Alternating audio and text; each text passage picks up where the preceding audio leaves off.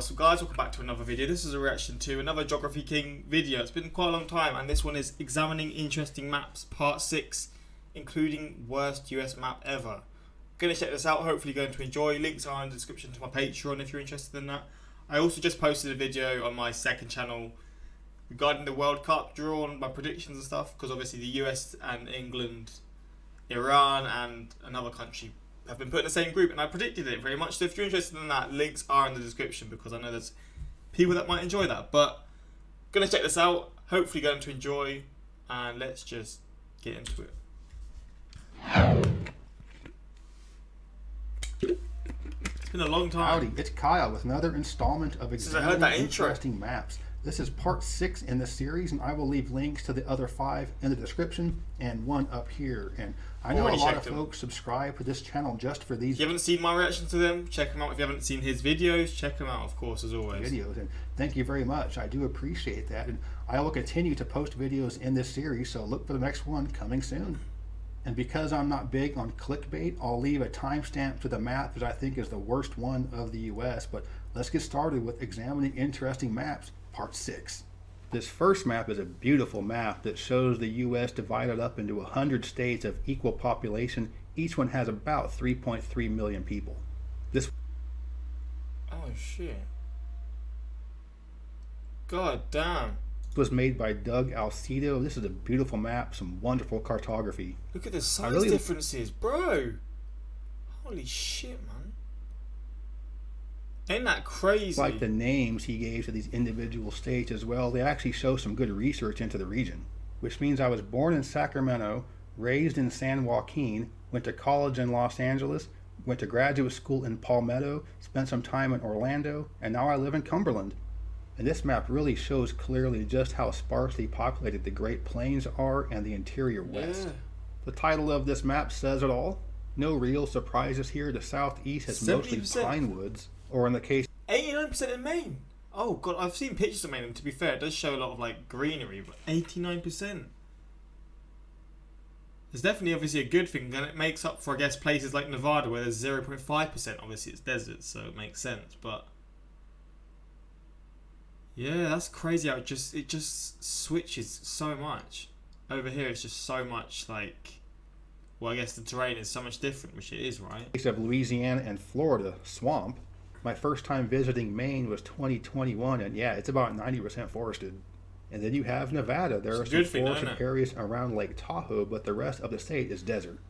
This map shows 120 years of growing season in the contiguous U.S. and how it's changed through the years. And you can see that most of the U.S. has had the growing season increase over the course of the past 125 years or so.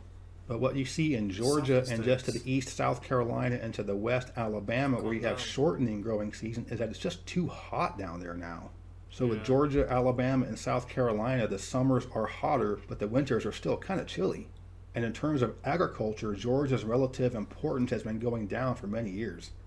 This map shows time zones and how it's going to be permanently from 2023 moving forward.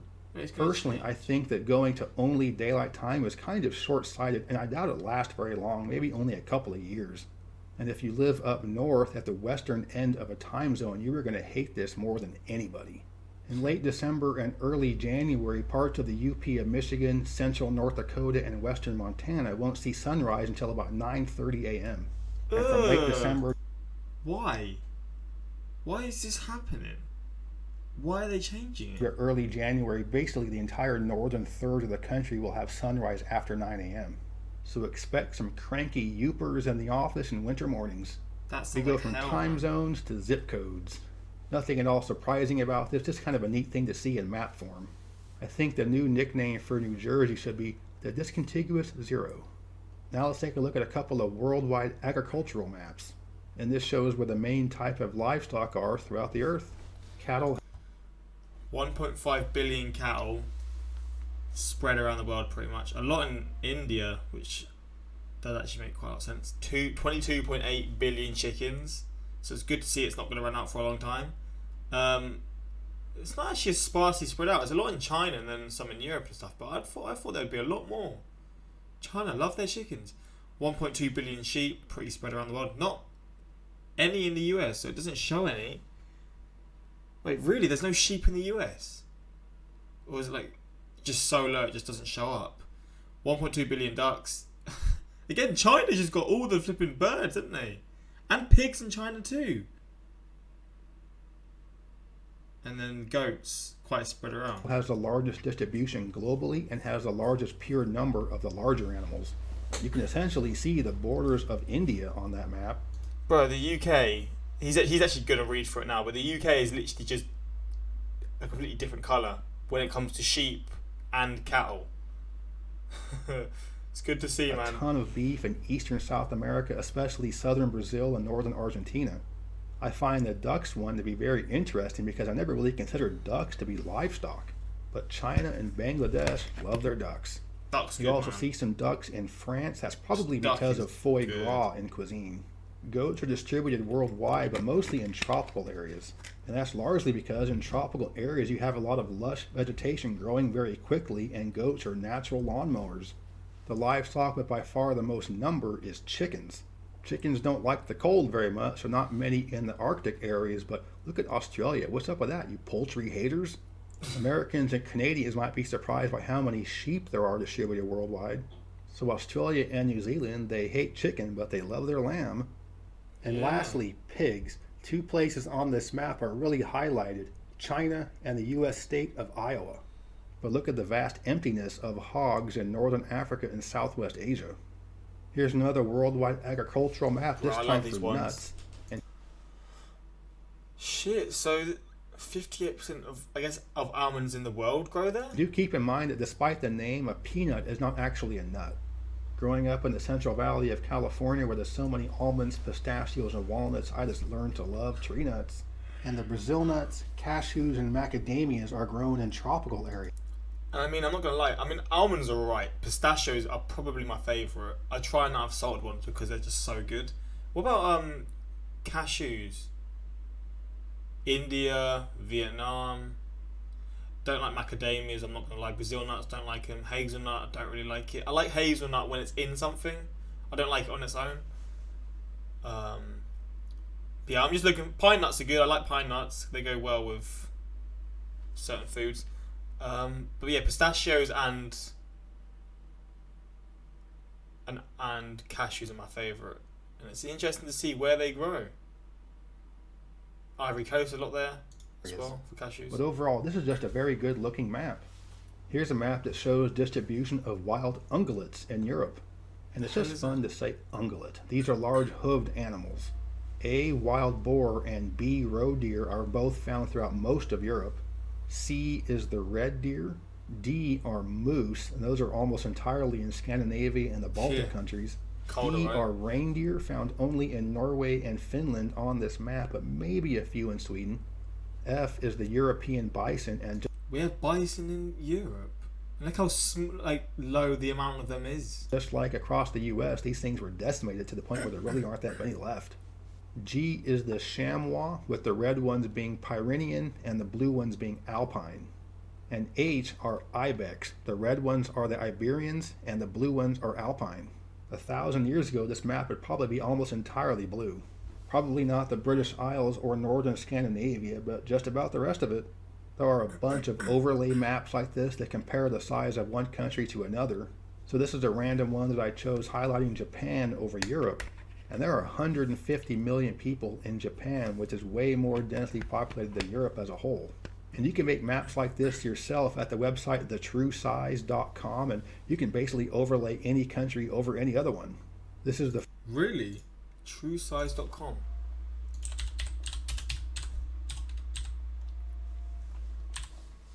Let me just try this out.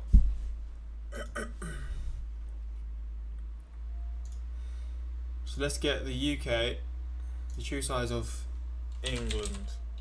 I want to look at England, not even... Please, I didn't even spell it right, for God's sake.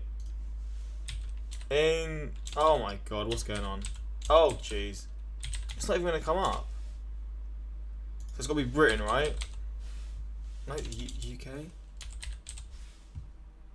God damn it. So you got the UK. Oh, we're tiny, man. Look bigger in... Oh, the UK is huge, bro. UK's massive, and that's time. Oh, bloody hell. Let me go down. I can't. I don't want to see these ads, man. I want to see. Oh, I can just go like that. And it gets bigger again. But compared to these countries, god damn it, man. So, and this is the UK. I'm just trying to see England. Like, we actually compare us to Cuba. England as a whole compared to Cuba. So cut like this off and cut this off, and obviously cut this off. So it's just like this area here again without this. Ain't much bigger than Cuba. I'll be honest with you. And there's 61 million people that live in just England, I'm pretty sure. Jesus. But then we look here and it looks big again.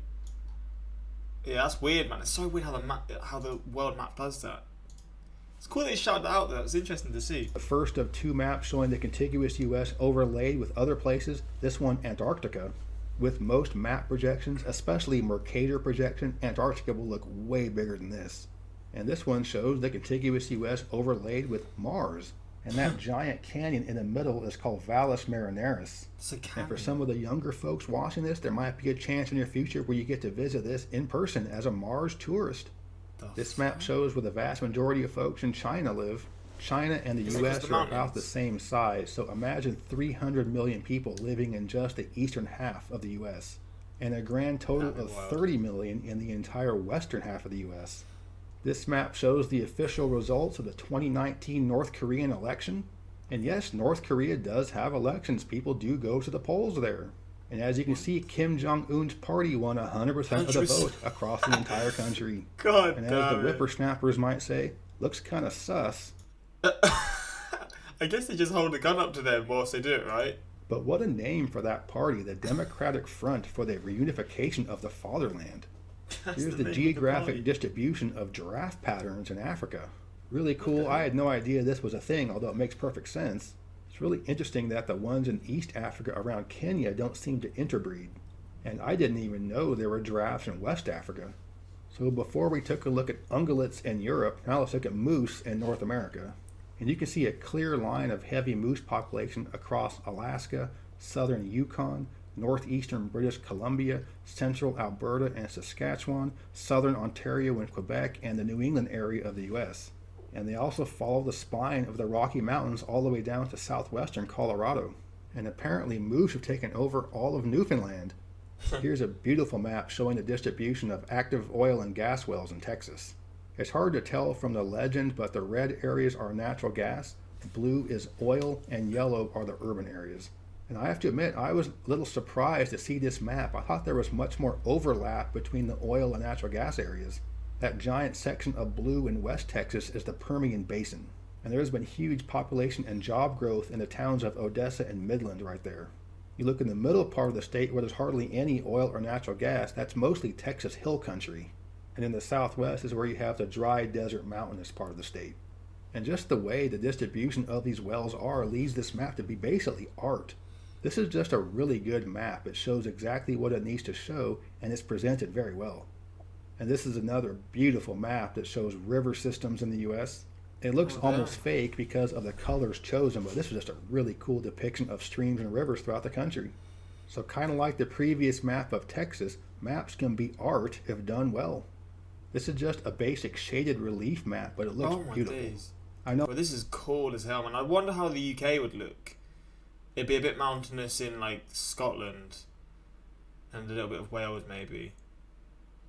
But like it would be, or I guess most of it would just be green like this. I tend to emphasize physical geography than just about any other geography channel, but this map is why. This is and cool, what this man. map depicts has much more of an impact on your day-to-day life than whoever your governor or senators are. Whether it be agriculture or water availability or amount of snowfall, areas susceptible to various natural hazards, and so many other things about the U.S. are dictated by the underlying physical geography. Here are the most popular surnames by state. So you'll see the areas with a lot of Scandinavians and Germans, Johnson being the most popular last name. Smith. In California and Texas, Garcia. Smith dominate. Got a bit of Johnson, a bit of Smith. Smith is everywhere. Is number one. And you'll see the Hispanic last names often rank high on things like this. And that's because there aren't anywhere near as many Hispanic surnames as Anglo ones. Think about Anglos in the US. They come from all different kinds of places, the British Isles, Germany, Scandinavia. But all of the Hispanic last names come from Spain. It's also Hawaii, Lee Wong Kim. That's the most popular last name in Hawaii. What? Interesting to note that Jones used to be the second most common last name in the US, and now it's only... Oh, it's Smith, Johnson, Jones. Oh, it's 3 different ones. I just realised it's not just one, it's 3 different ones. Only in the top 3 for 4 states. Here's a map done entirely by statistical analysis, and it shows exactly what it says, the most disproportionately popular job. Not a lot of surprises here, but take a look at Arizona. Home entertainment installers? It's kind of strange. I had to look up what a roustabout is for North Dakota, but it's an oil drill worker. Missouri has locker and coat room attendants. And Pennsylvania, what is going on up there? Bad roads, a lot of deer, a lot of car accidents? I'm not sure. And then you got Florida. You just can't make this stuff up. And now, as promised, what I think the worst map of the U.S. is this abomination. It's the map to a board game called Ticket to Ride. It's a great game, and everyone I've introduced it to loves it, but the map is terrible. So we'll start off our tour of this wonderful map in the beautiful city of Boston, New Hampshire, or maybe it's Boston, Maine. But we'll go from there. We'll take the train over to Toronto, Ontario, which of course is closer to Lake Huron than Lake Ontario. And then over to Sault Ste. Marie, which everyone in Michigan knows is west of the bridge. And then we'll mosey on down to Chicago, Indiana, check out some of those gorgeous north-facing beaches on Lake Michigan. And now let's go down south to Raleigh, North Carolina, which is apparently near High Point now. I know Atlanta is in North Georgia, but it's not that far north. And Miami, in an attempt to lessen hurricane vulnerability, moved inland. Houston followed Miami's advice and decided to move itself a little more inland. Little Rock, Arkansas took a little bump going north, and kind of like Little Rock, Oklahoma City got a little bump to the north. We'll go up to Omaha, which I'll give them a little bit of a break. Part of that dot is in Nebraska, but most of it's in Iowa. And then to the Twin Cities region in Minnesota, which is home to the capital, Duluth. Helena, Montana straight up pulls an Eric Cartman. Screw you guys, I'm going to Billings. Denver slid a little bit south, and then down to my favorite city in my favorite state, El Paso, New Mexico. Las Vegas is now along the Arizona border, and apparently some of it is now on Lake Mead. Heading up to the northwest, Seattle now sits on the east shore of a lake, and Vancouver was just getting sick of that beautiful coastal scenery. I do love the game, and I highly recommend playing it, but this map is awful. So that was part 6 of examining That went quick. Bro, that went so quick. That colored elevation map is absolutely gorgeous. Would love to have a large one of that on my wall. New subscriber, absolutely content.